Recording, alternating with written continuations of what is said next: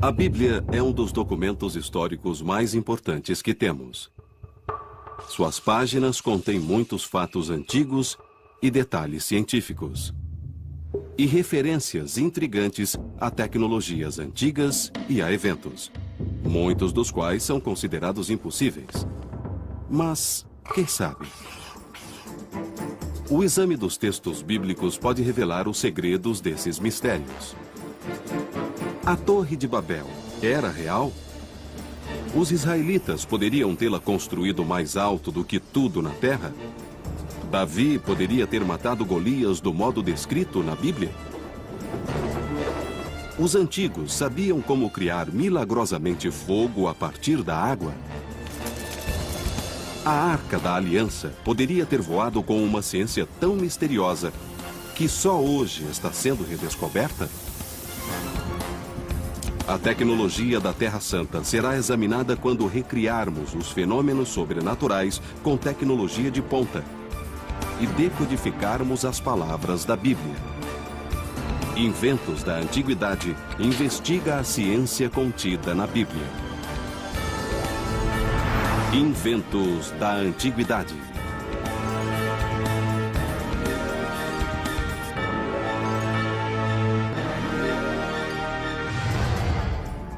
Durante milhares de anos, os milagres descritos na Bíblia eram considerados reais em todos os detalhes. Recentemente, a exatidão literal do texto tem sido questionada. Muitos creem que as histórias são simbólicas. O significado é verdadeiro, mas os detalhes são exagerados. Mas talvez as palavras dessa escritura sejam mais precisas do que se pensa. Nossos ancestrais tinham um conhecimento científico avançado do mundo em que viviam. Inventos da Antiguidade usará esse conhecimento para descobrir se os detalhes fantásticos da Bíblia são cientificamente possíveis. Essa jornada começa literalmente no topo da arquitetura antiga. Foi o maior edifício jamais construído, uma torre tão alta que alcançava os céus. Mas as pessoas que o construíram desafiaram a Deus. Deus viu o que acontecia, que esse era um plano mau e que não iria beneficiar a sociedade a longo prazo. Então, segundo as Escrituras, Deus interveio. As pessoas começaram a falar idiomas diferentes e a discutir, e a desunião fez com que elas terminassem por se dispersar, e a torre desabou. Era chamada de Torre de Babel, e alguns acham que realmente existiu. Hoje, o prédio mais alto do mundo, o Burj Dubai, tem mais de 600 metros de altura. A ciência poderá mostrar que a Torre de Babel era ainda mais alta? A Torre de Babel era como um dos arranha-céus que temos hoje em nossas cidades, nos quais muitas vezes o topo está coberto pelas nuvens. Eles diziam que era tão alta que chegava aos céus. Vamos edificar uma cidade com uma torre que alcance os céus. Os historiadores e arqueólogos modernos acham que a história é um exagero. Mas e se a ciência provasse que os antigos tinham tecnologia para uma construção tão grande? É crucial testar as técnicas e materiais antigos para descobrir seus limites. Usando informações extraídas da Bíblia, os pesquisadores usarão a ciência moderna para calcular até qual altura os engenheiros antigos podiam construir. A história diz que, quando eles foram construir a torre, utilizaram tijolos. Que altura um prédio de tijolos antigos poderia ter? Se alguém quisesse descobrir a altura de um prédio que se poderia construir com um material frágil como tijolos, poderia ter uma ideia sobre isso, calculando o peso de um tijolo e depois descobrindo quantos tijolos poderiam ser empilhados, mesmo antes que começassem a rachar demais até cair e o alicerce não suportasse e começasse a desabar. O primeiro passo é reproduzir um tijolo antigo. Lynn Hobbs é professor de Ciência dos Materiais no Instituto de Tecnologia de Massachusetts. Ele está fazendo um tijolo de argila seco ao sol com a técnica usada há 3.000 anos. palha e areia são acrescentadas para dar liga à argila e fortalecer o tijolo. O próximo passo é secá-lo, e o modo mais fácil de fazer isso é deixá-lo ao sol, para que o tijolo endureça. Para calcular a altura máxima de um prédio feito com esses tijolos, é preciso descobrir a resistência de um tijolo. Para isso, o professor Hobbs usa uma prensa que aperta o tijolo até que ele quebre. A carga máxima que este tijolo suportou foi de 400 quilos em 12 centímetros quadrados. Esse é o peso que um único tijolo pode suportar verticalmente. Isso significa que um tijolo colocado poderia suportar 400 vezes 5 ou 2.000 quilos. Cada tijolo pesa 500 gramas e poderiam ser empilhados até 4.000 tijolos de altura. Se tivermos 4.000 tijolos, cada um com 3 centímetros e 7 milímetros de altura, teríamos 150 metros. 150 metros é a altura do Monumento de Washington, mas evidências arqueológicas sugerem que a Torre de Babel podia ser mais alta. O Iraque e a Síria atuais situam-se na Mesopotâmia Antiga, uma terra que ainda hoje tem ruínas de grandes estruturas chamadas zigurates. Os zigurates eram os arranha-céus da Mesopotâmia. No topo, havia templos onde se acreditava que os deuses moravam. Os que ainda existem hoje foram datados como sendo da mesma época da história da Torre de Babel. Eles foram construídos ao redor de 2000 a.C. Os zigurates ainda existem graças à sua sólida estrutura piramidal. Os zigurates fazem parte de uma antiga tradição. E assim as pessoas do antigo Iraque tinham muita experiência em lidar com as plataformas. Eles sabiam que para aumentar o peso das plataformas, era preciso expandir a base. Construções com uma base ampla, como as grandes pirâmides de Giza, sustentam o peso melhor do que as torres retas, pois são mais estáveis e podem ser mais altas. Uma pirâmide poderia ser 3 vezes mais alta do que uma torre.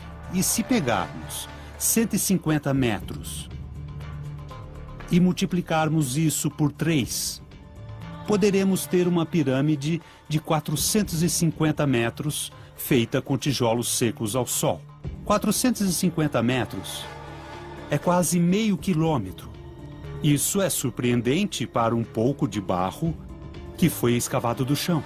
Uma estrutura em forma de zigurates feita com tijolos secos ao sol poderia ter 450 metros de altura, mais do que o edifício Chrysler, que é feito de tijolos. Mas a Torre de Babel poderia ser ainda mais alta. Uma tecnologia revolucionária era tão importante que foi mencionada na Bíblia. Disseram uns aos outros: venham, vamos fazer tijolos e queimá-los. A queima de tijolos muda drasticamente as propriedades do material e os torna muito mais fortes. A queima dos tijolos a 800 graus Celsius durante 24 horas, como se fazia na Mesopotâmia, aumenta a união das partículas de argila e resulta em um material muito mais forte. Mas quanto mais forte? E qual a altura possível para a Torre de Babel com a tecnologia dos tijolos queimados? O tijolo seco ao sol quebrou com 400 quilos, mas o tijolo queimado deve ser bem mais forte. Já pusemos 450 quilos sobre o tijolo, muito mais do que pusemos no tijolo seco ao sol. Dá para ver que começou a rachar em 900 quilos. Agora estamos em 2.250. Quase 3.000 quilos de pressão. Aqui está. Como deu para ver, quase explodiu. Isso significa que o tijolo queimado é 7,5 vezes mais forte do que o seco ao sol. O professor Hobbs vai usar os novos resultados nos cálculos para descobrir qual a altura possível com essa nova técnica. São 3.200 metros. Assim, em princípio, com tijolos queimados, é possível construir uma pirâmide com 3 quilômetros de altura até o céu. Isso é quase 5 vezes mais do que o atual prédio mais alto do mundo. Então, na teoria, os habitantes da Mesopotâmia podiam construir até os céus, tão alto que sofreriam os efeitos da altitude. Porém, na prática, teriam recursos para fazer isso? Embora teoricamente pudéssemos ter um zigurate de 3 quilômetros, isso seria inviável porque o tijolo queimado consome muita energia para ser feito. Entendemos que a história da Torre de Babel realmente aconteceu. É só olhar para um arranha-céu em uma metrópole e veremos grandes torres que chegam aos céus.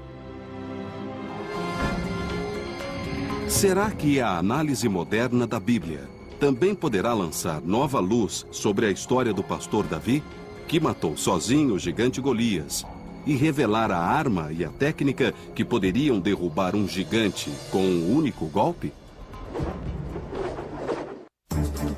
Essa é uma das mais famosas histórias da Bíblia.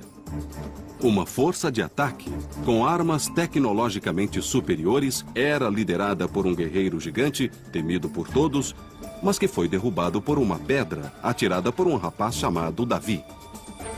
Com uma funda e uma pedra, Davi derrotou o gigante filisteu. Davi não só derrotou Golias, mas derrotou os filisteus. E essa derrota foi realmente a força motivadora para o início da história de Israel.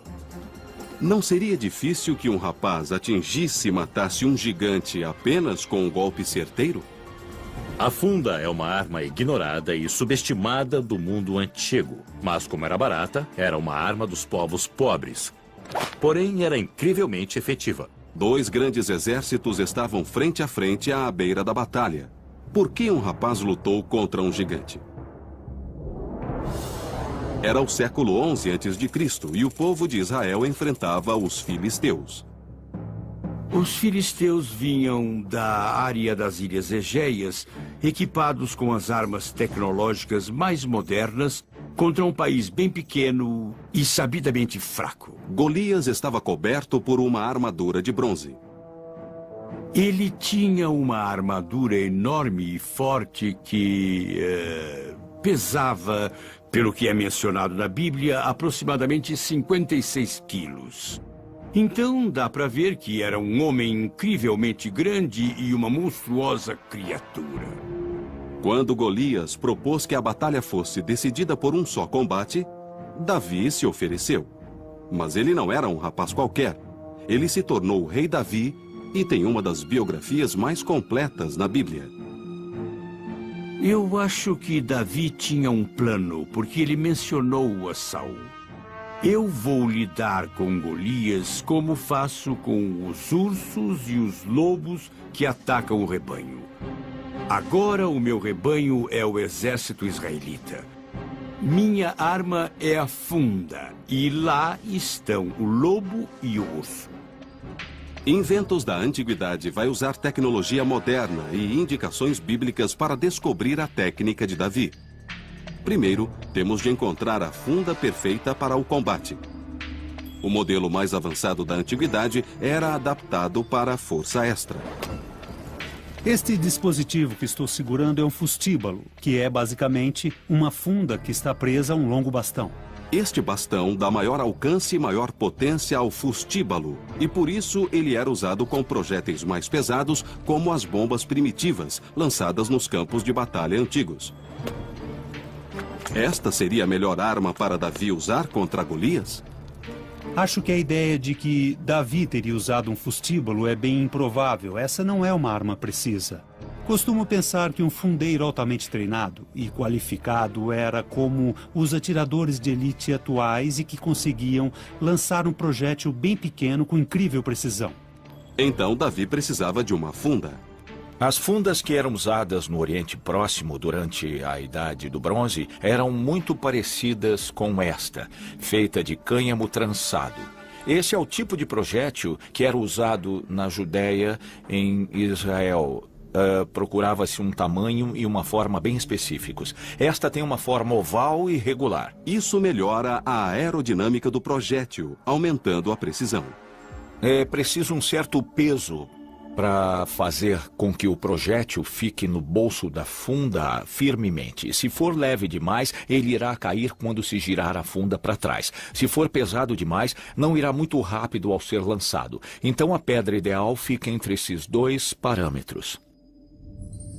Ele escolheu 5 pedras lisas no riacho e, com uma funda na mão, aproximou-se do filisteu. Agora temos uma funda e uma pedra similares às de Davi, e podemos testar a arma.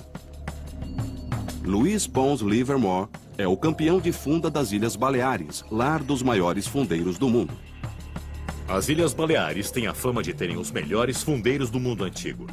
Eles têm um conhecimento herdado do uso da funda. Louis viajou para a Terra Santa para testar o poder destruidor de uma réplica da funda e da pedra da época.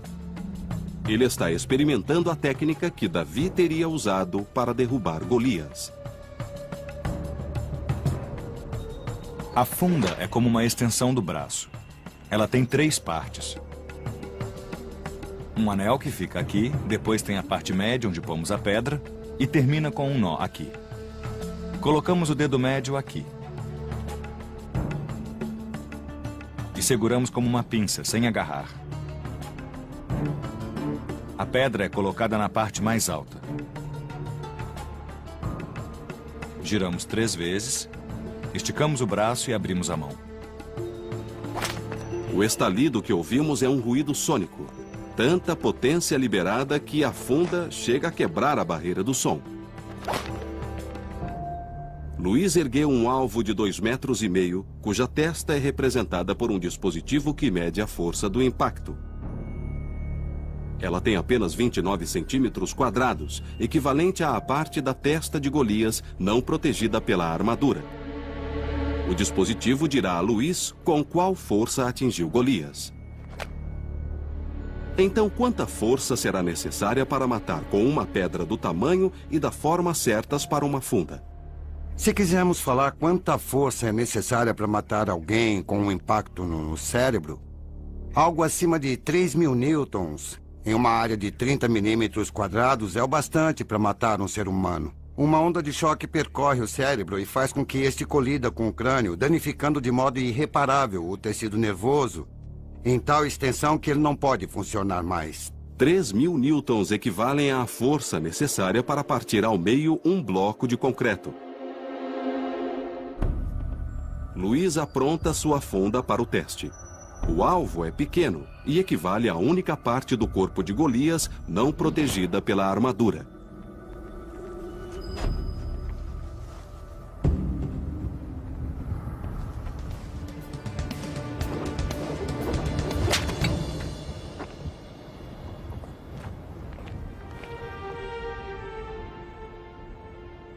(3.620 newtons). O bastante para eliminar Golias com uma funda e uma pedra. Golias está morto. Ele girou a funda e atingiu o filisteu. A pedra afundou na testa dele, que caiu de rosto ao solo. Seria preciso ter muita habilidade e coragem para fazer isso. Até Louis, o famoso campeão de funda atual, teve dificuldade para obter potência e precisão ao mesmo tempo.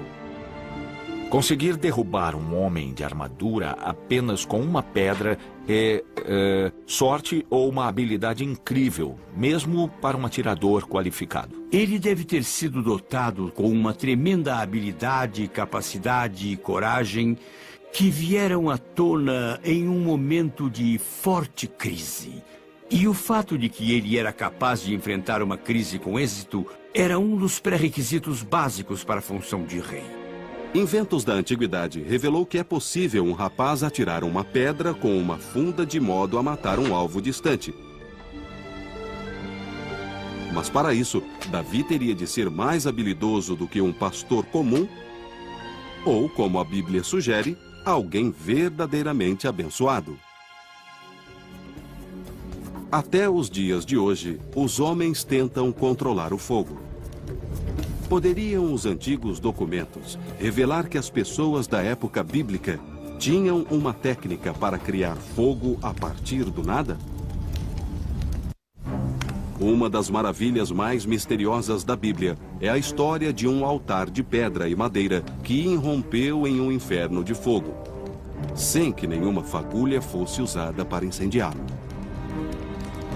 A chama pareceu ter surgido do nada.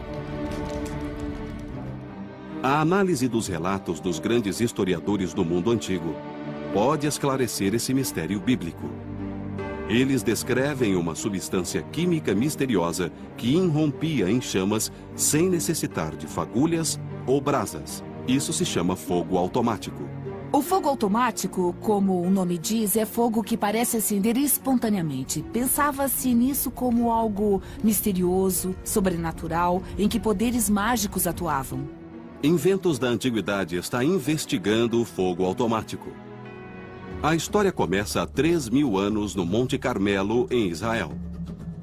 Segundo a Bíblia, os israelitas tinham rejeitado Jeová e adoravam Baal, o deus da chuva. Sobrara apenas um sacerdote de Jeová, o profeta Elias. Elias ficou diante do povo e disse: se o Senhor é Deus, sigam-no. Mas se Baal é Deus, sigam Baal. Mas as pessoas nada disseram. Ele tinha de propor um desafio e disse: venham, tragam os profetas de Baal e vejamos quem é o verdadeiro Deus. Então Elias lançou um desafio. Ele e os profetas de Baal erigiriam altares e evocariam seu Deus para incendiá-los. Ele disse aos profetas de Baal: construam um altar e façam suas preces. Eles fizeram isso, mas não tiveram resposta. Os profetas de Baal fracassaram e não houve fogo. Depois, foi a vez de Elias. Ele construiu um altar de madeira e pediu às pessoas que cavassem um fosso ao redor e o enchessem de água. Encham 4 grandes jarros com água e derramem sobre a oferenda e a madeira. Façam isso de novo, disse ele, e mais uma vez. Então ele rezou: salve-nos, ouça nossas preces. O fogo surgiu do céu e consumiu todo o altar. Elias os fez voltar a acreditar em Deus. Fogo em um altar embebido com água? Será possível que a água tenha aceso a chama? Usamos água para apagar o fogo, mas às vezes a água pode criar um incêndio.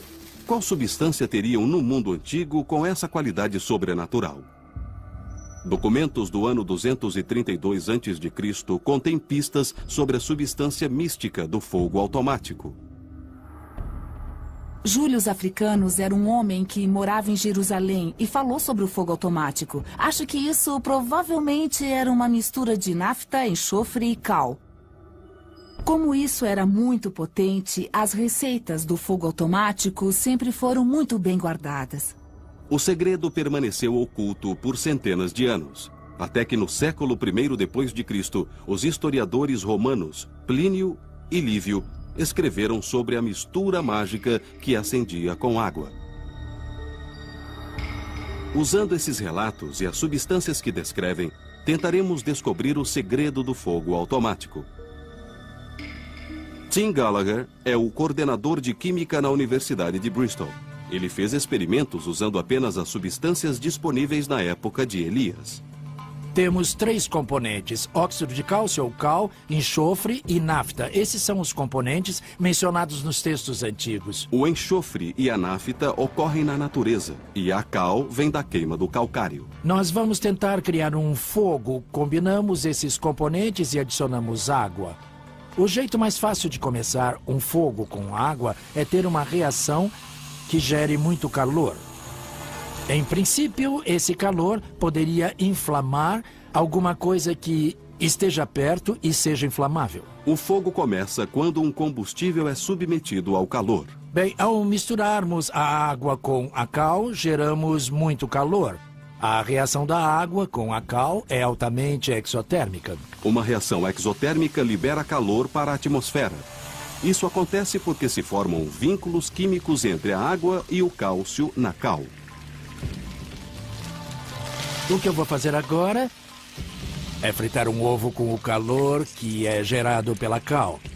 Está acima de 260 graus Celsius agora. Eu não achava que pudesse gerar tanto calor tão rapidamente. Se gerar esse calor na presença de algo inflamável, então pode ter um modo de gerar fogo com água. Mas nós não temos aqui algo que vá pegar fogo. Tim vai refazer esse teste com 2 combustíveis, nafta e enxofre, esperando que inflamem com o calor gerado. Esse experimento será em maior escala, pois Tim construiu uma réplica do altar de Elias. O altar é formado por 12 grandes pedras que representam as 12 tribos de Israel. Acrescentamos a cal nessa faixa estreita. Aqui temos pedaços de enxofre em pedra. E então a última coisa a fazer é a última coisa que Elias fez. Elias derramou 12 barris de água sobre o altar.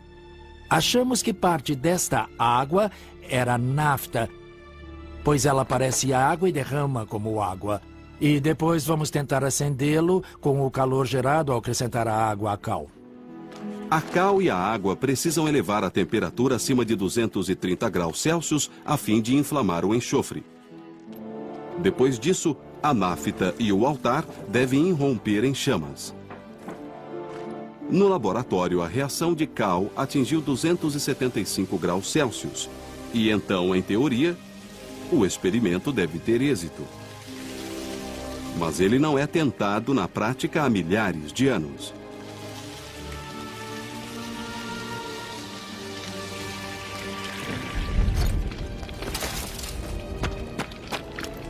Está pegando fogo e inflamando a nafta que irá espalhar o fogo. Dá para ver que está se espalhando.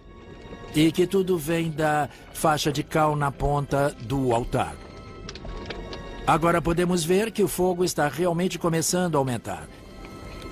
Isso não prova que foi assim que Elias criou o fogo, mas prova que esse seria um modo possível para criar o fogo. Os antigos conheciam a cal, sabiam da reação entre a cal e a água. Havia nafta disponível, então com certeza essa era uma maneira possível de utilizar o conhecimento de química para poder criar fogo usando a água. Milhares de anos atrás, as pessoas conheciam as substâncias e suas reações. Mas nunca saberemos quanta sabedoria secreta está perdida para a ciência. Outro segredo da época diz respeito a uma das primeiras armas biológicas. Um mel tóxico usado pelos exércitos antigos para envenenar o inimigo. Abelhas, vespas e marimbondos assustam todos nós. Ainda hoje, as abelhas matam 100 pessoas todos os anos. Na época bíblica, os líderes usavam esse medo para aterrorizar o inimigo. Na Bíblia, se ler todas as referências a abelhas, você verá que algumas delas apresentam as abelhas como um perigo e mesmo uma arma de guerra. Eu enviarei vespas à sua frente e isso afastará os hivitas, os cananeus e os hititas de seu caminho. As pessoas criaram várias formas de usar abelhas. Elas as prendiam em pequenos potes de barro que eram como granadas de mão. Elas prendiam colmeias a catapultas e as atiravam nas cidades. Um relato antigo do historiador grego Strabo mostra que essa arma tinha outras aplicações. Em 67 a.C., ocorreu algo no norte da Turquia que os historiadores ainda debatem. Um dos exemplos mais estranhos da guerra biológica foi usado contra os romanos e envolvia uma engenhosa armadilha. Aconteceram formas diversificadas de lutas por poder durante a história romana. Muitos reis estavam descontentes com seu quinhão e se rebelaram. Uma dessas rebeliões foi liderada pelo rei Mitridates, que era um dos maiores inimigos de Roma. Ele dava mesmo trabalho aos romanos. O general romano Pompeu, o Grande, liderou um exército contra o rei Mitridates. Depois de um ano de batalha, os exércitos chegaram ao norte da Turquia. Os romanos estavam em vantagem e Mitridates recuou, mas ele foi muito esperto e deixou potes de mel ao longo do caminho. Os romanos avançaram e encontraram o que consideraram um tributo do inimigo mais fraco. Comeram o mel, mas ele era intensamente tóxico. Esse mel poderia ser uma arma biológica? Os soldados ficaram um pouco loucos, como se estivessem altos, bêbados e muito agitados. Depois alguns vomitaram e tiveram diarreia e ficaram muito agitados de novo. Isso tudo durou uns 3 dias. A própria Bíblia contém um alerta sobre essa arma biológica. Você achou mel? Coma apenas o necessário, pois se comer demais, irá vomitar. Como o mel pode ser tóxico? A resposta está nos arbustos de rododendro comuns no norte da Turquia. Existem muitos exemplos de toxinas naturais e o arbusto de rododendro é capaz de produzir toxinas naturais. Essas toxinas são chamadas terpenoides e estão no néctar coletado pelas abelhas. Esses terpenoides podem se incorporar ao mel feito com um néctar que as abelhas coletaram nos arbustos de rododendro. Para entender como a intoxicação por terpenoides afeta o corpo, Inventos da Antiguidade achou uma cobaia humana, o ex-militar David Shaw. Ele tomará 400 mililitros de uma solução de terpenoides sob supervisão médica. Eu tô bem ansioso mesmo. Eu sei que eu vou dar um passo no desconhecido. Os efeitos colaterais do teste são tontura leve, transpiração, vômitos e também coma. David será acompanhado pelo Dr. Adam Cunliffe, no Laboratório de Desempenho Humano da Universidade de Westminster, no centro de Londres. Ele fará um teste que levará seu sistema cardiovascular e sua coordenação ao limite. O teste será feito 2 vezes, antes e depois de tomar os terpenoides. David vai correr a 16 km por hora durante 10 minutos.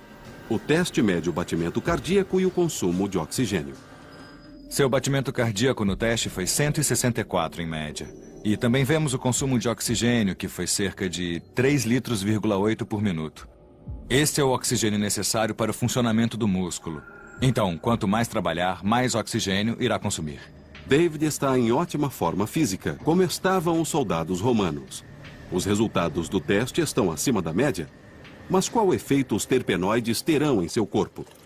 Os terpenoides são muito tóxicos e ele só pode fazer isto sob supervisão médica. Não faça isto em casa. Queremos ver se o desempenho é afetado. David parece um pouco instável na esteira. Ele está tendo dificuldade para ficar no centro da esteira.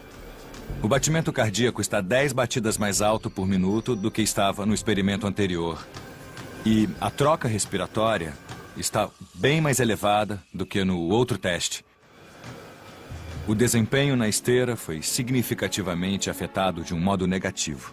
Quando olhamos os dados fisiológicos, vimos que ele estava trabalhando mais para correr na mesma velocidade. Toda forma de movimento coordenado, como uma batalha certamente envolveria, seria intensamente afetado. Eu não tinha controle sobre o meu sistema cardiovascular e, obviamente, os resultados mostraram que eu fui muito afetado. Em essência, vimos uma aplicação de um tipo de guerra química ou biológica, ao fazer com que os exércitos inimigos ingerissem essa substância tóxica. Então, podemos dizer que foi um cavalo de Troia culinário. Assim, os resultados sugerem que o mel tóxico poderia confundir a coordenação e aumentar a fadiga. As 3 divisões do exército de Pompeu que comeram o mel naquele dia fatídico ficaram extremamente doentes.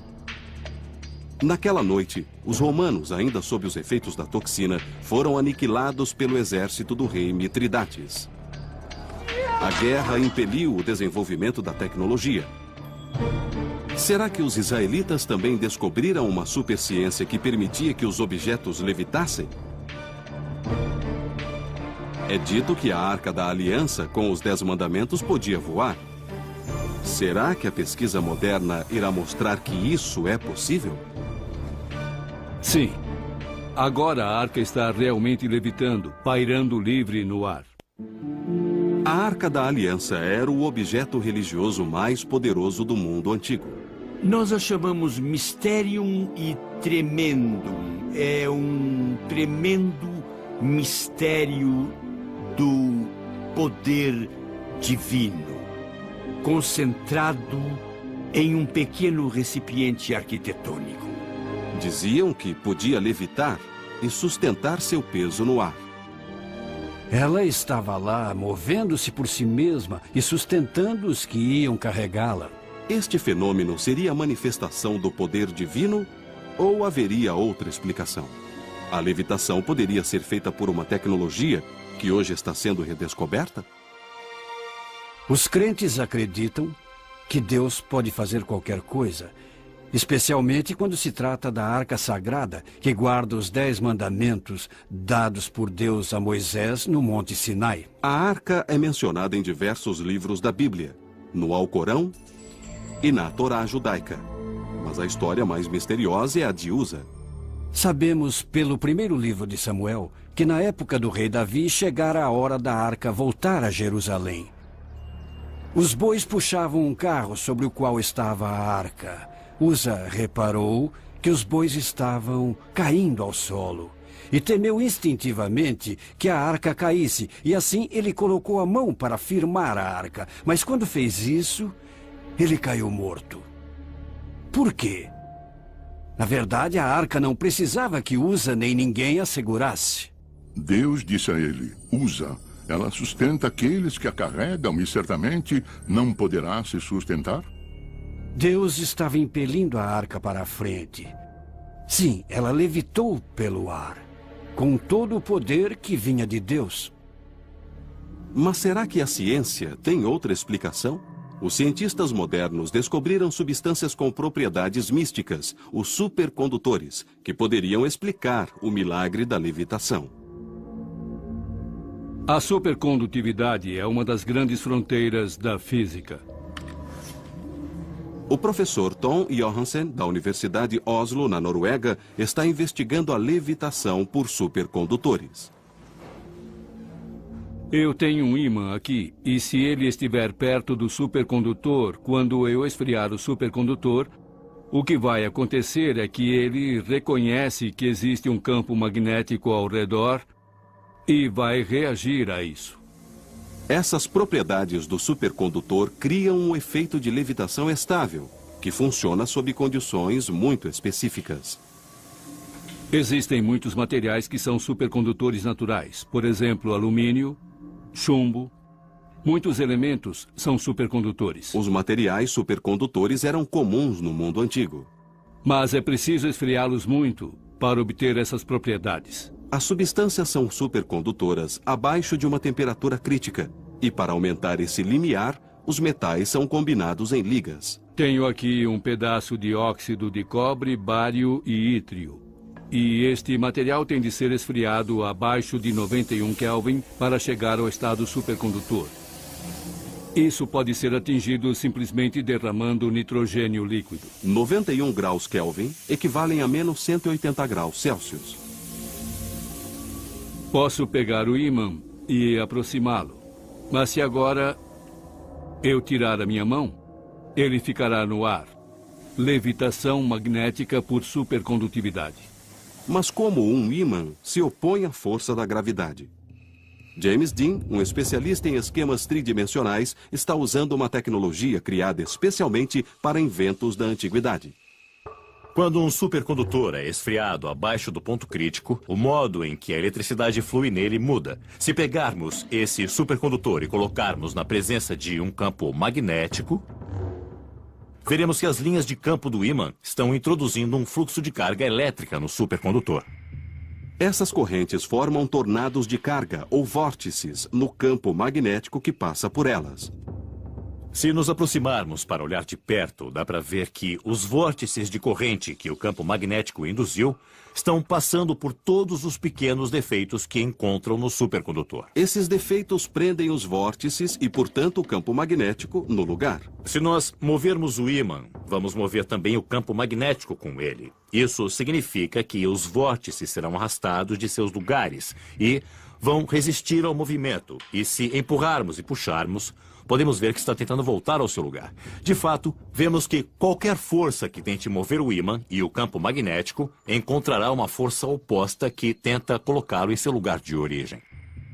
Na levitação estável, as forças que prendem o campo magnético se opõem à própria força da gravidade. Assim, o ímã está preso no lugar porque o campo magnético está preso e ele levita sobre o supercondutor. Se o supercondutor se mover, o ímã irá segui-lo voando à mesma altura ao longo de um plano. O ímã não só levita, mas também se move de modo estável no ar. Será que os israelitas dominavam essa ciência 3.000 anos atrás? Quase sempre, ao olharmos a antiga tecnologia, nos surpreendemos com a engenhosidade e a habilidade que tinham na produção de objetos. A metalurgia dessa época era muito sofisticada. A guerra no Oriente Médio Antigo impulsionava o progresso. Os processos de fundição buscavam produzir ligas melhores para as armas. Será que os israelitas descobriram essa ciência por acaso? Essa não seria a primeira tecnologia antiga a intrigar os historiadores. Bem recentemente examinamos as pontas de lança da Idade do Bronze e sua fundição refinada. Tentamos encontrar uma fundição moderna que pudesse reproduzi-las. Todas tiveram muitos problemas para chegar perto da qualidade que os antigos metalúrgicos obtinham. Será que a Arca da Aliança levitava com uma tecnologia perdida? Faremos um teste. Tom construiu um modelo da arca e irá usar a levitação estável. Levitar a arca é um grande desafio porque é um objeto grande e pesado. E isso nunca foi feito antes. Eu prendi 4 ímãs fortes no fundo da arca e eles vão interagir com os supercondutores que vemos aqui. Coloquei um espaçador no meio para ter um vazio entre a arca e o supercondutor que vou esfriar.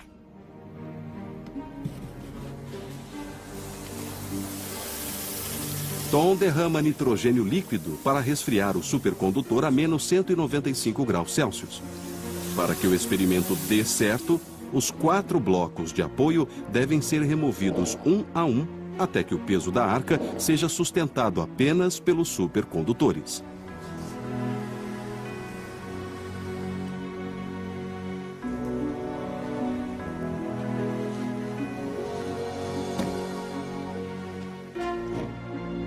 Sim. Agora a arca está mesmo levitando uns 15 milímetros acima do supercondutor, pairando livre no ar. Se eu tocá-la e empurrar para o lado, ela vai oscilar uns 2 ou 3 milímetros. Se eu pressionar com a mão e empurrar para baixo com bastante força, ela quase não se move. Seria preciso um peso maior. Os supercondutores podem criar levitação. Mas será que os antigos sabiam disso 3.000 anos atrás? A física da levitação magnética com supercondutores é obviamente parte das leis da natureza e é assim desde sempre. A descoberta da supercondutividade foi acidental. Ainda hoje as coisas acontecem assim. Mas como os cientistas antigos esfriariam os supercondutores a centenas de graus negativos? Talvez eles conhecessem materiais supercondutores em temperatura ambiente. Não existe nenhum princípio físico que impeça a supercondutividade em temperatura ambiente. Pode ser que as pessoas não conhecessem esse material, mas não podemos dizer que fosse impossível. Deus trabalha de diferentes modos e às vezes podemos ter um feito extraordinário vindo do céu. Às vezes vemos algo que está nas leis da natureza acontecer. Os dois vêm de Deus. O fato de a arca poder mover-se sozinha é um testemunho da grandeza de Deus. Não é mágica, mas é uma física muito fascinante. A ciência moderna sempre ajuda a confirmar os detalhes e fatos que estão na Bíblia. Existem detalhes na ciência moderna que são incompatíveis com os relatos bíblicos de eventos, mas quase sempre a ciência moderna pode ajudar a fortalecer a fé e confirmar o que está na Bíblia. Os mistérios da Bíblia intrigam cientistas e historiadores há milênios. Mas o Livro Santo também traz pistas para antigas civilizações, culturas e tecnologias dos tempos bíblicos. Os estudiosos modernos usaram essas evidências para pesquisar a história e mostrar que os antigos dominavam a química, a metalurgia, armas biológicas e tinham tecnologia para construir até os céus. O mundo moderno usa a tecnologia para reviver um mundo antigo e revelar a ciência contida na Bíblia. Nas cidades. Um relato antigo do historiador grego Strabo mostra que essa arma tinha outras aplicações. Em 67 a.C., ocorreu algo no norte da Turquia que os historiadores ainda debatem. Um dos exemplos mais estranhos da guerra biológica foi usado contra os romanos e envolvia uma engenhosa armadilha. Aconteceram formas diversificadas de lutas por poder durante a história romana. Muitos reis estavam descontentes com seu quinhão e se rebelaram. Uma dessas rebeliões foi liderada pelo rei Mitridates, que era um dos maiores inimigos de Roma. Ele dava mesmo trabalho aos romanos. O general romano Pompeu, o Grande, liderou um exército contra o rei Mitridates. Depois de um ano de batalha, os exércitos chegaram ao norte da Turquia. Os romanos estavam em vantagem e Mitridates recuou, mas ele foi muito esperto e deixou potes de mel ao longo do caminho. Os romanos avançaram e encontraram o que consideraram um tributo do inimigo mais fraco. Comeram o mel, mas ele era intensamente tóxico. Esse mel poderia ser uma arma biológica? Os soldados ficaram um pouco loucos, como se estivessem altos, bêbados e muito agitados. Depois alguns vomitaram e tiveram diarreia e ficaram muito agitados de novo. Isso tudo durou uns 3 dias. A própria Bíblia contém um alerta sobre essa arma biológica. Você achou mel? Coma apenas o necessário, pois se comer demais, irá vomitar. Como o mel pode ser tóxico? A resposta está nos arbustos de rododendro comuns no norte da Turquia. Existem muitos exemplos de toxinas naturais e o arbusto de rododendro é capaz de produzir toxinas naturais. Essas toxinas são chamadas terpenoides e estão no néctar coletado pelas abelhas. Esses terpenoides podem se incorporar ao mel feito com um néctar que as abelhas coletaram nos arbustos de rododendro. Para entender como a intoxicação por terpenoides afeta o corpo, Inventos da Antiguidade achou uma cobaia humana, o ex-militar David Shaw. Ele tomará 400 mililitros de uma solução de terpenoides sob supervisão médica. Eu tô bem ansioso mesmo. Eu sei que eu vou dar um passo no desconhecido. Os efeitos colaterais do teste são tontura leve, transpiração, vômitos e também coma. David será acompanhado pelo Dr. Adam Cunliffe, no Laboratório de Desempenho Humano da Universidade de Westminster, no centro de Londres. Ele fará um teste que levará seu sistema cardiovascular e sua coordenação ao... Irá mostrar que isso é possível? Sim. Agora a arca está realmente levitando, pairando livre no ar. A Arca da Aliança era o objeto religioso mais poderoso do mundo antigo. Nós a chamamos Mysterium e Tremendum. É um tremendo mistério do poder divino, concentrado em um pequeno recipiente arquitetônico. Diziam que podia levitar e sustentar seu peso no ar. Ela estava lá, movendo-se por si mesma e sustentando os que iam carregá-la. Este fenômeno seria a manifestação do poder divino ou haveria outra explicação? A levitação poderia ser feita por uma tecnologia que hoje está sendo redescoberta?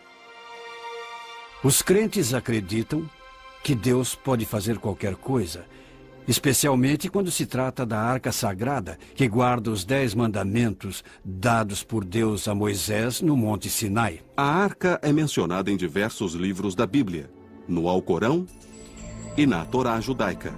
Mas a história mais misteriosa é a de Uza. Sabemos pelo primeiro livro de Samuel que na época do rei Davi chegara a hora da arca voltar a Jerusalém.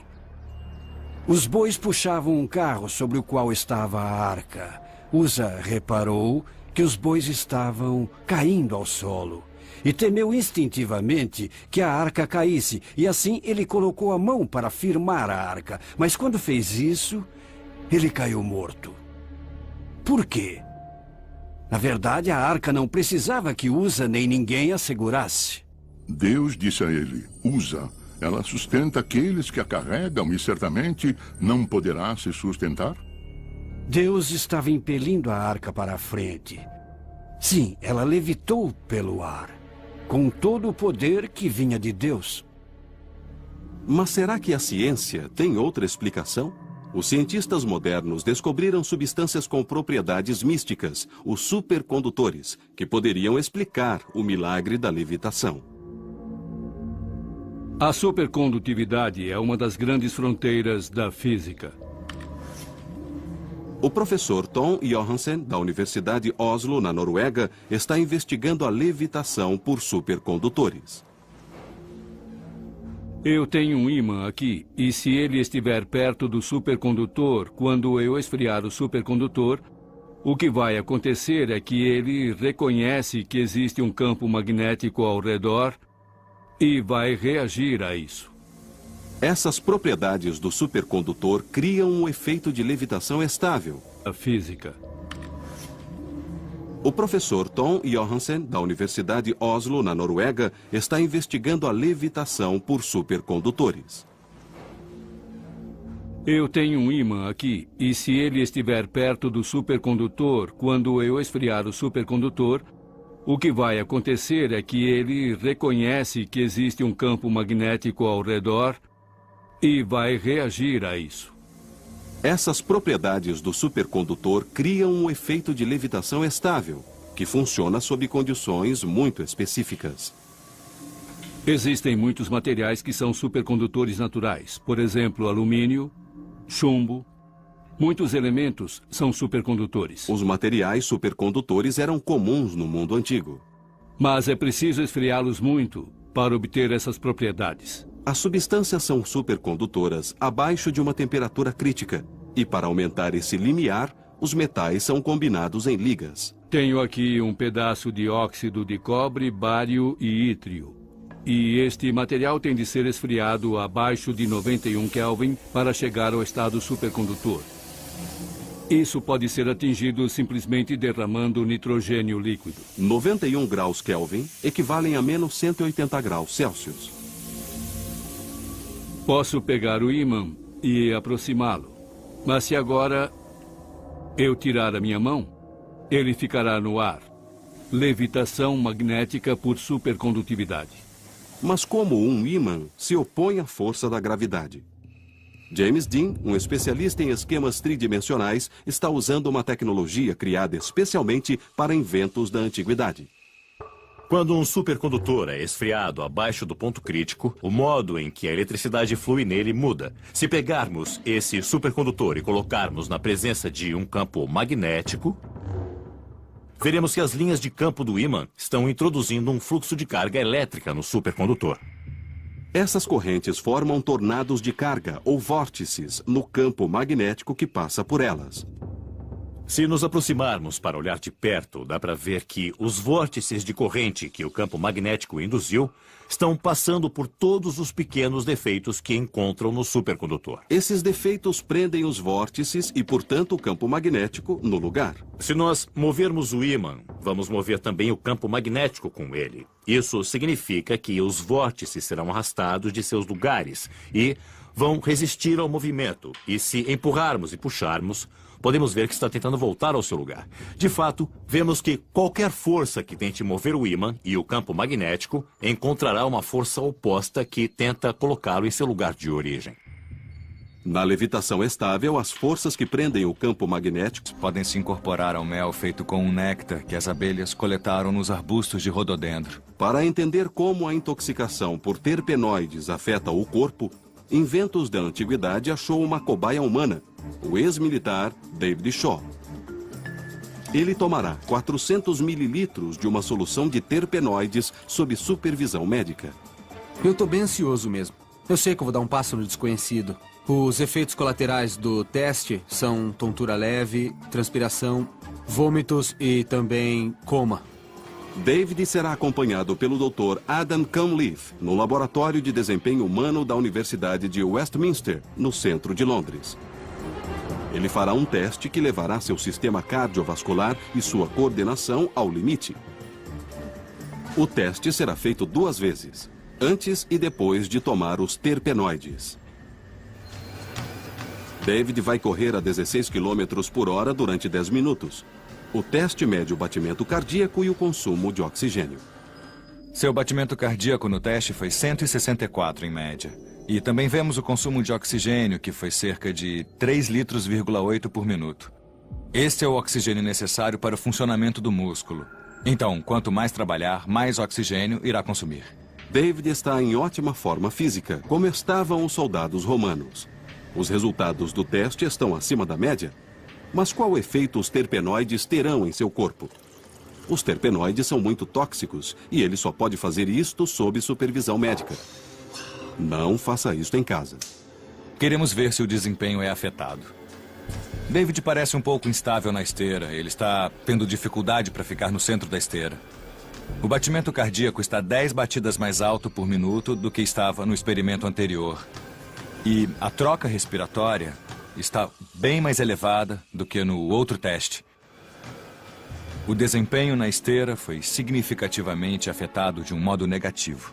Quando olhamos os dados fisiológicos, vimos que ele estava trabalhando mais para correr na mesma velocidade. Toda forma de movimento coordenado, como uma batalha certamente envolveria, seria intensamente afetado. Eu não tinha controle sobre o meu sistema cardiovascular e, obviamente, os resultados mostraram que eu fui muito afetado. Em essência, vimos uma aplicação de um tipo de guerra química ou biológica, ao fazer com que os exércitos inimigos ingerissem essa substância tóxica. Então, podemos dizer que foi um cavalo de Troia culinário. Assim, os resultados sugerem que o mel tóxico poderia confundir a coordenação e aumentar a fadiga. As 3 divisões do exército de Pompeu que comeram o mel naquele dia fatídico ficaram extremamente doentes. Naquela noite, os romanos, ainda sob os efeitos da toxina, foram voando à mesma altura ao longo de um plano. O ímã não só levita, mas também se move de modo estável no ar. Será que os israelitas dominavam essa ciência 3.000 anos atrás? Quase sempre, ao olharmos a antiga tecnologia, nos surpreendemos com a engenhosidade e a habilidade que tinham na produção de objetos. A metalurgia dessa época era muito sofisticada. A guerra no Oriente Médio Antigo impulsionava o progresso. Os processos de fundição buscavam produzir ligas melhores para as armas. Será que os israelitas descobriram essa ciência por acaso? Essa não seria a primeira tecnologia antiga a intrigar os historiadores. Bem recentemente examinamos as pontas de lança da Idade do Bronze e sua fundição refinada. Tentamos encontrar uma fundição moderna que pudesse reproduzi-las. Todas tiveram muitos problemas para chegar perto da qualidade que os antigos metalúrgicos obtinham. Será que a Arca da Aliança levitava com uma tecnologia perdida? Faremos um teste. Tom construiu um modelo da arca e irá usar a levitação estável. Levitar a arca é um grande desafio porque é um objeto grande e pesado. E isso nunca foi feito antes. Eu prendi 4 ímãs fortes no fundo da arca e eles vão interagir com os supercondutores que vemos aqui. Coloquei um espaçador no meio para ter um vazio entre a arca e o supercondutor que vou esfriar.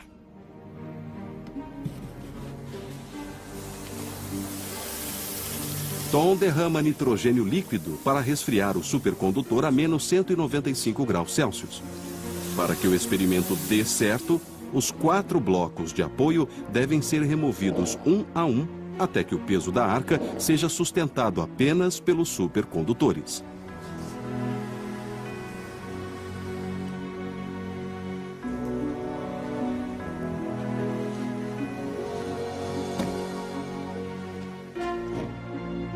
Sim. Agora a arca está mesmo levitando uns 15 milímetros acima do supercondutor, pairando livre no ar. Se eu tocá-la e empurrar para o lado, ela vai oscilar uns 2 ou 3 milímetros. Se eu pressionar com a mão e empurrar para baixo com bastante força, ela quase não se move.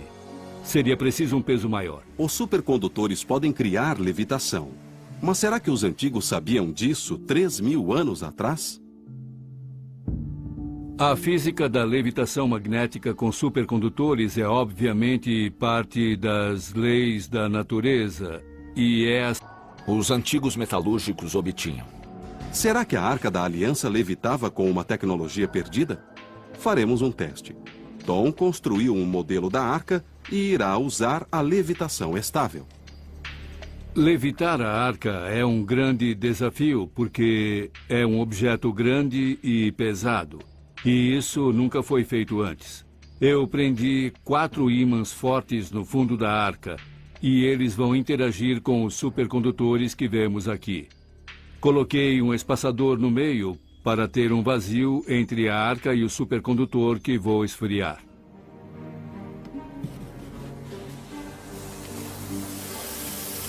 Tom derrama nitrogênio líquido para resfriar o supercondutor a menos 195 graus Celsius. Para que o experimento dê certo, os 4 blocos de apoio devem ser removidos um a um até que o peso da arca seja sustentado apenas pelos supercondutores.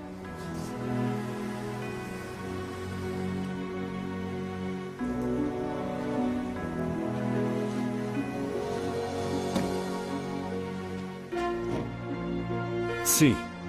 Agora a arca está mesmo levitando uns 15 milímetros acima do supercondutor, pairando livre no ar.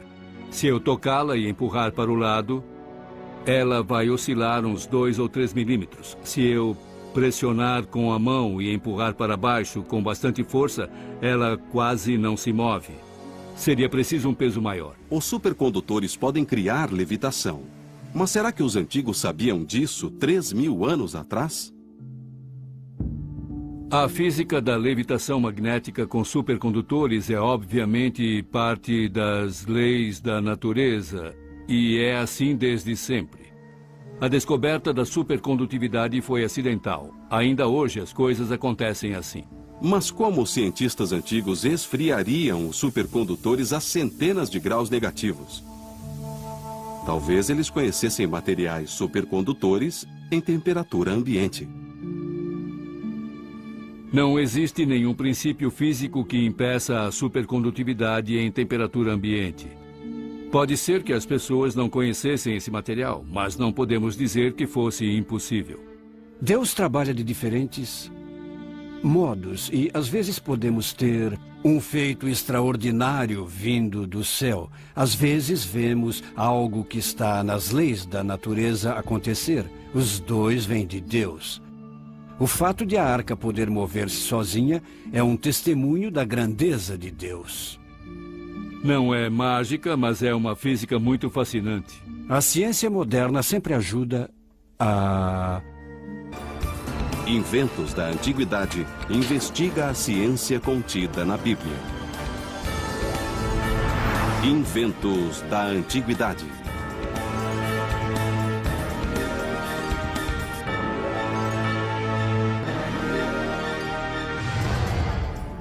Durante milhares de anos, os milagres descritos na Bíblia eram considerados reais em todos os detalhes. Recentemente, a exatidão literal do texto tem sido questionada. Muitos creem que as histórias são simbólicas. O significado é verdadeiro, mas os detalhes são exagerados. Mas talvez as palavras dessa escritura sejam mais precisas do que se pensa. Nossos ancestrais tinham um conhecimento científico avançado do mundo em que viviam. Inventos da Antiguidade usará esse conhecimento para descobrir se os detalhes fantásticos da Bíblia são cientificamente possíveis. Essa jornada começa literalmente no topo da arquitetura antiga. Foi o maior edifício jamais construído, uma torre tão alta que alcançava os céus. Mas as pessoas que o construíram desafiaram a Deus. Deus viu o que acontecia, que esse era um plano mau e que não iria beneficiar a sociedade a longo prazo. Então, segundo as Escrituras, Deus interveio. As pessoas começaram a falar idiomas diferentes e a discutir, e a desunião fez com que elas terminassem por se dispersar. e a torre desabou. Era chamada de Torre de Babel, e alguns acham que realmente existiu. Hoje, o prédio mais alto do mundo, o Burj Dubai, tem mais de 600 metros de altura. A ciência poderá mostrar que a Torre de Babel era ainda mais alta? A Torre de Babel era como um dos arranha-céus que temos hoje em nossas cidades, nos quais muitas vezes o topo está coberto pelas nuvens. Eles diziam que era tão alta que chegava aos céus. Vamos edificar uma cidade com uma torre que alcance os céus. Os historiadores e arqueólogos modernos acham que a história é um exagero. Mas e se a ciência provasse que os antigos tinham tecnologia para uma construção tão grande? É crucial testar as técnicas e materiais antigos para descobrir seus limites. Usando informações extraídas da Bíblia, os pesquisadores usarão a ciência moderna para calcular até qual altura os engenheiros antigos podiam construir. A história diz que, quando eles foram construir a torre, utilizaram tijolos. Que altura um prédio de tijolo difícil que um rapaz atingisse e matasse um gigante apenas com um golpe certeiro? A funda é uma arma ignorada e subestimada do mundo antigo, mas como era barata, era uma arma dos povos pobres. Porém, era incrivelmente efetiva. 2 grandes exércitos estavam frente a frente à beira da batalha. Por que um rapaz lutou contra um gigante? Era o século 11 a.C. e o povo de Israel enfrentava os filisteus. Os filisteus vinham da área das Ilhas Egeias, equipados com as armas tecnológicas mais modernas, contra um país bem pequeno e sabidamente fraco. Golias estava coberto por uma armadura de bronze. Ele tinha uma armadura enorme e forte que pesava, pelo que é mencionado na Bíblia, aproximadamente 56 quilos. Então dá para ver que era um homem incrivelmente grande e uma monstruosa criatura. Quando Golias propôs que a batalha fosse decidida por um só combate, Davi se ofereceu. Mas ele não era um rapaz qualquer. Ele se tornou o rei Davi e tem uma das biografias mais completas na Bíblia. Eu acho que Davi tinha um plano, porque ele mencionou a Saul. Eu vou lidar com Golias como faço com os ursos e os lobos que atacam o rebanho. Agora o meu rebanho é o exército israelita. Minha arma é a funda, e lá estão o lobo e o urso. Inventos da Antiguidade vai usar tecnologia moderna e indicações bíblicas para descobrir a técnica de Davi. Primeiro, temos de encontrar a funda perfeita para o combate.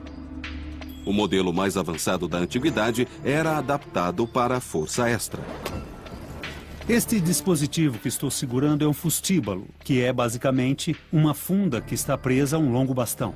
Este bastão dá maior alcance e maior potência ao fustíbalo, e por isso ele era usado com projéteis mais pesados, como as bombas primitivas, lançadas nos campos de batalha antigos. Esta seria a melhor arma para Davi usar contra Golias?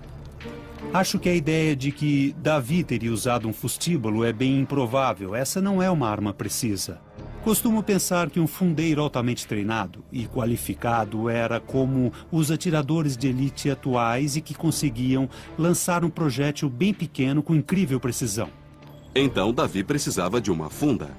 As fundas que eram usadas no Oriente Próximo durante a Idade do Bronze eram muito parecidas com esta, feita de cânhamo trançado. Esse é o tipo de... Ou brasas. Isso se chama fogo automático. O fogo automático, como o nome diz, é fogo que parece acender espontaneamente. Pensava-se nisso como algo misterioso, sobrenatural, em que poderes mágicos atuavam. Inventos da Antiguidade está investigando o fogo automático. A história começa há 3.000 anos no Monte Carmelo, em Israel. Segundo a Bíblia, os israelitas tinham rejeitado Jeová e adoravam Baal, o deus da chuva. Sobrara apenas um sacerdote de Jeová, o profeta Elias. Elias ficou diante do povo e disse: se o Senhor é Deus, sigam-no. Mas se Baal é Deus, sigam Baal. Mas as pessoas nada disseram. Ele tinha de propor um desafio e disse: venham, tragam os profetas de Baal e vejamos quem é o verdadeiro Deus.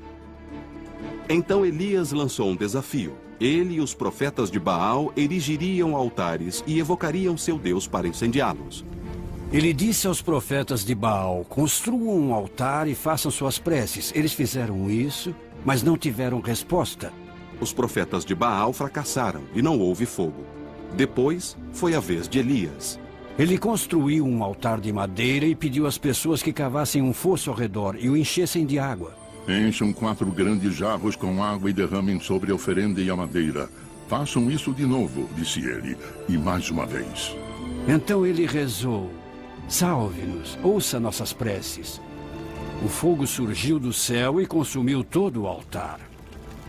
Elias os fez voltar a acreditar em Deus. Fogo em um altar embebido com água? Será possível que a água tenha aceso a chama? Usamos água para apagar o fogo, mas às vezes a água pode criar um incêndio.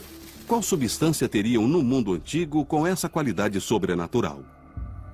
Documentos do ano 232 a.C. contêm pistas sobre a substância mística do fogo automático.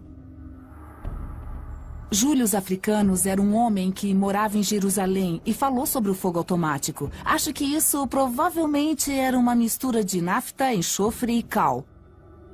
Como isso era muito potente, as receitas do fogo automático sempre foram muito bem guardadas.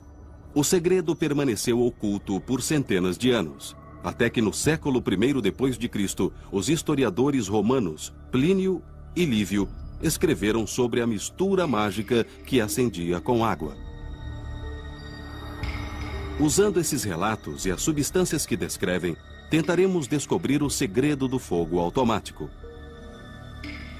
Tim Gallagher é o coordenador... Muito mais do que pusemos no tijolo seco ao sol. Dá para ver que começou a rachar em 900 quilos. Agora estamos em 2.250. Quase 3.000 quilos de pressão. Aqui está. Como deu para ver, quase explodiu. Isso significa que o tijolo queimado é 7,5 vezes mais forte do que o seco ao sol. O professor Hobbs vai usar os novos resultados nos cálculos para descobrir qual a altura possível com essa nova técnica. São 3.200 metros. Assim, em princípio, com tijolos queimados, é possível construir uma pirâmide com 3 quilômetros de altura até o céu. Isso é quase 5 vezes mais do que o atual prédio mais alto do mundo. Então, na teoria, os habitantes da Mesopotâmia podiam construir até os céus, tão alto que sofreriam os efeitos da altitude. Porém, na prática, teriam recursos para fazer isso? Embora teoricamente pudéssemos ter um zigurate de 3 quilômetros, isso seria inviável porque o tijolo queimado consome muita energia para ser feito. Entendemos que a história da Torre de Babel realmente aconteceu. É só olhar para um arranha-céu em uma metrópole e veremos grandes torres que chegam aos céus. Será que a análise moderna da Bíblia também poderá lançar nova luz sobre a história do pastor Davi, que matou sozinho o gigante Golias, e revelar a arma e a técnica que poderiam derrubar um gigante com um único golpe? Essa é uma das mais famosas histórias da Bíblia. Uma força de ataque, com armas tecnologicamente superiores, era liderada por um guerreiro gigante, temido por todos, mas que foi derrubado por uma pedra atirada por um rapaz chamado Davi. Com uma funda e uma pedra, Davi derrotou o gigante filisteu. Davi não só derrotou Golias, mas derrotou os filisteus. E essa derrota foi realmente a força motivadora para o início da história de Israel. Não seria difícil que um rapaz atingisse e matasse um gigante apenas com um golpe certeiro? A funda é uma arma ignorada e subestimada do mundo antigo. Mas como era barata, era uma arma dos povos pobres. Porém, era incrivelmente efetiva. 2 grandes exércitos estavam frente a frente à beira da batalha. Por que um rapaz lutou contra um gigante?